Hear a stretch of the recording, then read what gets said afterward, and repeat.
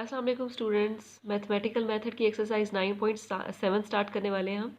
Orthogonal trajectories, हमने equation find करनी है ऑर्थोगोनल ट्रेजेक्टरीज के लिए of the curve of each of the following families. यहाँ पे अब आपके पास ये फैमिली ऑफ कर्व्स है। फैमिली ऑफ कर्व्स का मतलब ये है कि सी की वैल्यू कुछ भी हो सकती है। सी की वैल्यू अगर हम 1 लेंगे तो यहाँ से एक नया कर्व बनेगा, ग्राफ बनेगा। अगर हम सी की वैल्यू, ये बेसिकली हाइपरबोला फॉर्म बनती है। अगर हम सी की वैल्यू 2 ले लेंगे तो वहाँ से एक नई ग्राफ कर्व बनेगा। सी की वैल्यू 3 ले लेंगे तो एक नया कर्व बनेगा। तो सी जो है जनरल है, तो इस जनरल की वजह से ढेर सारे आपके पास फैमिली ऑफ कर्व्स बनते हैं। इन फैमिली ऑफ कर्व्स के परपेंडिकुलर हम एक नई कर्व फाइंड कर सकते हैं। तो वो जो परपेंडिकुलर है वो कह रहे हैं कि ऑर्थोगोनल ट्रेजेक्टरी फाइंड करनी है आपने। वो ऑर्थोगोनल ट्रेजेक्टरी बेसिकली परपेंडिकुलर है इस कर्व के।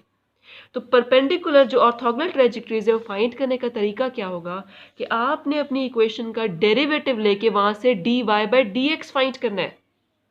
क्योंकि आपको पता है कि जो जो कर्व ऑर्थोगोनल होते हैं उनका डेरिवेटिव जो होता है फाइंड करके हम वहां से स्लोप फाइंड कर सकते हैं। तो हम क्या करेंगे, और परपेंडिकुलर का स्लोप आपको पता है कि -1 ओवर पिछले कर्व का स्लोप होता है। तो ये जितनी भी ऑर्थोगोनल ट्रेजेक्टरीज की इक्वेशंस फाइंड करनी है, जो भी फैमिली ऑफ कर्व दिया हुआ है उसका डेरिवेटिव लेके आपने दोनों साइड पे dy by D X find करना है। dy बाई डी एक्स जो आपका फाइंड हो जाएगा, ये आपके पास डेरिवेटिव इस कर्व का है। हमें क्या चाहिए, हमने इक्वेशन बनानी है ऑर्थोगोनल ट्रेजेक्टरी की। तो ऑर्थोगोनल ट्रेजेक्टरी का जो स्लोप होगा वो इसके परपेंडिकुलर है। तो नेगेटिव ऑफ 1 ओवर ये derivative. Slope of orthogonal trajectory कैसे फाइंड होगा, -1 ओवर ये वाला स्लोप, इसका reciprocal negative of this reciprocal. तो ये आपके पास dy बाई, अब ये स्लोप जो होता है ये भी dy बाई डी एक्स होता है।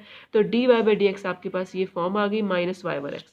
तो अब ये सेपरेबल इक्वेशन है। सेपरेबल इक्वेशन को आपने क्रॉस मल्टीप्लाई करके, सिंप्लीफाई करके, सॉल्व करके दोनों साइड को इंटीग्रेट कर देना है। तो यहाँ पे आपके पास इक्वेशन आ गई ऑर्थोगोनल ट्रेजेक्टरी की। अब क्वेश्चन नंबर 2 पे आ जाए।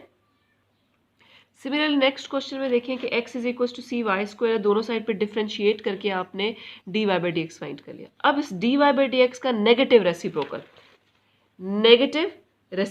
इस dy बाई डी एक्स का, तो ये स्लोप है ऑर्थोगोनल ट्रेजेक्टरी का। तो slope dy by D X ही होता है।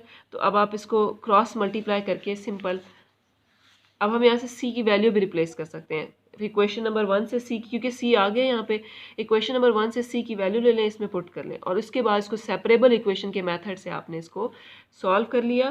तो ये आपके पास इक्वेशन ऑफ ऑर्थोगोनल ट्रेजेक्टरी आ गई।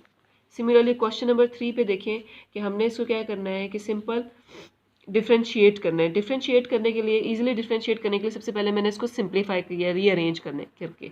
डिफरेंशिएट दोनों साइड्स पे करके यहाँ से dy by D X find किया। डिफरेंशिएट्स करने के बहुत सारे मेथड्स हैं, आप किसी भी मेथड से करके final dy by D X find करें। मैंने इस मेथड से dy by D X find किया। अब स्लोप ऑफ ऑर्थोगोनल ट्रेजेक्टरी क्या होगा, -1 ओवर ये पूरी की पूरी टर्म, और ये जो स्लोप होता है ये भी dy बाई डी एक्स होगा। तो dy बाई डी एक्स इसकी इक्वल लिख के आपने इसको क्रॉस मल्टीप्लाई करके यहाँ पे आप ऑब्जर्व कर सकते हैं कि ये आपके पास होमोजीनियस इक्वेशन बनती है। तो होमोजीनियस इक्वेशन को हमने कैसे करना है, y is equal to v x की तरह लेके, और dy by D x is v plus x d v by D x, इसमें रिप्लेस करें। रिप्लेस करने के बाद इसको रीअरेंज करें तो ये सेपरेबल इक्वेशन बन जाएगी। तो सेपरेबल इक्वेशन बनाने के बाद इसको इंटीग्रेट करना है, और इंटीग्रेट करके यहाँ से जो सोल्यूशन आएगा उसमें से एट द एंड आपने v वेरिएबल को ख़त्म करके अपने वापस वेरिएबल्स में जाना है y और x में। तो यहाँ पे इस एक्सरसाइज में आपने प्रीवियस सारे मेथड्स आपके यूज़ हो जाएंगे, जो आपने सारे के सारे डिफरेंशियल इक्वेशन को सॉल्व करने के मेथड्स किए। सिमिलरली क्वेश्चन नंबर 4 पे आ जाएं। क्वेश्चन नंबर 4 में आपने अगेन डिफरेंशिएट करके dy by D X find कर लेना है, और फिर उसके बाद स्लोप ऑफ ऑर्थोगोनल ट्रेजेक्टरी जो है वो आपके पास क्या आ जाएगा, -1 over dy by D X. तो यहाँ पे आपके पास slope dy by D X है, दोनों आपके पास जो टर्म्स आ गई, तो इसको आपने क्रॉस मल्टीप्लाई करके सेपरेबल इक्वेशन के मेथड से जो है यहाँ पे इजीली सॉल्व करके सोल्यूशन फाइंड कर लेना है इक्वेशन ऑफ ऑर्थोगोनल ट्रेजेक्टरी का। सिमिलरली क्वेश्चन नंबर 5 पे आ जाएं। क्वेश्चन नंबर 5 में डिफरेंशिएट करके dy by D X find कर लेना है, और dy by D X find करने के बाद यहाँ से हम slope of orthogonal trajectory find करेंगे और slope of orthogonal trajectory find करने के बाद जो आपके पास इक्वेशन बनी है ये लीनियर इक्वेशन बन रही है। तो लीनियर इक्वेशन का मेथड आपको मैंने पिछले एक्सरसाइज में समझा भी दिया है 9.6 में। पी ऑफ एक्स, यहाँ पे अब आपके पास यहाँ पे सिंपल इसका वेरिएबल बनेगा, प्रोडक्ट में आ जाएगा, इसको मल्टीप्लाई करेंगे, मल्टीप्लाई करने के बाद यहाँ पे आपके पास जो दोनों साइड में टोटल डेरिवेटिव की फॉर्म में बन गया और इसको हम इजीली सॉल्व कर लेंगे लीनियर डिफरेंशियल इक्वेशन के मेथड से।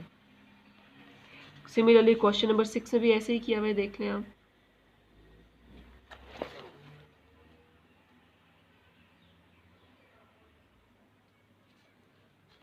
Slope of orthogonal trajectory separable equation बनी, अब आपकी इजीली यहाँ पे equation of orthogonal trajectory find हो गई है। इसी तरह से क्वेश्चन नंबर 7 में देख लें। क्वेश्चन नंबर 7 में हमने इसका डेरिवेटिव फाइंड कर लेना है। डेरिवेटिव फाइंड करने के बहुत सारे मेथड्स हैं, आप किसी भी मेथड से रीअरेंज करके इजीली जहाँ से आपको इजी लगे डेरिवेटिव फाइंड कर लें। डेरिवेटिव फाइंड करने के बाद स्लोप ऑफ ऑर्थोगोनल ट्रेजेक्ट्री क्या आएगा, -1 ओवर वो डेरिवेटिव का डेरिवेटिव की वैल्यू, और ये dy/dx है क्योंकि ये भी स्लोप है, और इसको रीअरेंज करके यहाँ पे अब आपके पास जो इक्वेशन बनी है वो बर्नौली इक्वेशन बन रही है। तो बर्नौली इक्वेशन का मेथड मैंने आपको पिछली इक्वेशन में समझाया भी है। बर्नौली इक्वेशन का ये होता है कि ये जो आपके पास y वेरिएबल है इसको मल्टीप्लाई करके y वेरिएबल को ख़त्म करना है। जब आप इसको मल्टीप्लाई करके ख़त्म करेंगे तो यहाँ पे y स्क्वायर अपीयर हो जाएगा। तो ये जो y स्क्वायर है इसको v के इक्वल लिया और इसके बाद इसकी डेरिवेटिव लेके सब्सटीट्यूशन करनी है और ये आपके पास लीनियर इक्वेशन में कन्वर्ट हो जाएगा। जैसे ये लीनियर इक्वेशन में कन्वर्ट होगा आपने इंटीग्रेटिंग फैक्टर फाइंड करना है। ये जो v का कोफिशिएंट है इंटीग्रेटिंग फैक्टर में यूज़ होगा और उसको अपनी लीनियर डिफरेंशियल इक्वेशन के दोनों साइड पे मल्टीप्लाई करके टोटल डेरिवेटिव फाइंड कर लेना है। फिर दोनों साइड पे इंटीग्रेशन लगा के इजीली आपने अपने क्वेश्चन को सॉल्व करने के बाद जो v वेरिएबल लेट किया था उसको वापस सब्स्टिट्यूट बैक करना है। सिमिलरली क्वेश्चन नंबर 8 में भी देख लें, इसी तरह से आपने अपने डेरिवेटिव फाइंड किया, स्लोप ऑफ ऑर्थोगोनल ट्रेजेक्ट्री। ये सारा के सारे स्टेप्स मैंने आपको स्टार्टिंग क्वेश्चंस में इजीली स्टेप बाय स्टेप बताए हैं, आप वहाँ से ही समझ लें। उसके बाद ये सेपरेबल इक्वेशन है तो सेपरेबल इक्वेशन से ये सॉल्व हो जाएगी। सिमिलरली क्वेश्चन नंबर 9 पे भी देख लें। क्वेश्चन नंबर 9 में हमने इसका डेरिवेटिव फाइंड करना है। डेरिवेटिव फाइंड कहीं पे भी अगर c अपीयर हो रहा होगा तो c की वैल्यू आपने वापस पुट करनी है क्वेश्चन की फॉर्म में, y और x की फॉर्म में। स्लोप ऑफ ऑर्थोगोनल ट्रेजेक्ट्री आ गया -1 ओवर ये डेरिवेटिव, और स्लोप डेरिवेटिव ही होता है। जब आपके पास ये आ जाएगी तो ये होमोजीनियस डिफरेंशियल इक्वेशन है। तो y को लेना है vx और होमोजीनियस के मेथड से आपने इसको सारा सॉल्व कर लिया।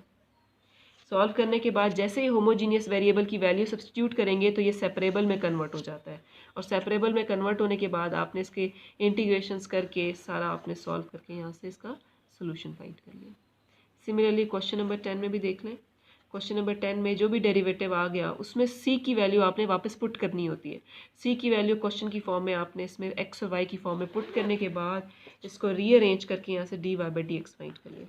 अब ये जो भी dy/dx है इसको यूज़ करते हुए slope of orthogonal trajectory find होगा, जो कि क्या होता है -1 ओवर ये डेरिवेटिव।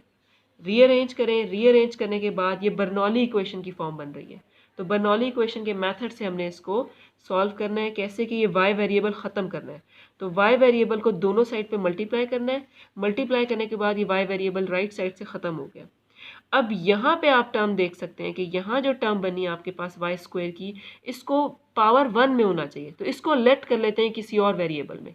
तो t में लेट कर लिया, डेरिवेटिव्स ले लिया और उसमें सब्स्टिट्यूशंस करके इसको हमने सिंपल लीनियर डिफरेंशियल इक्वेशन में लिया।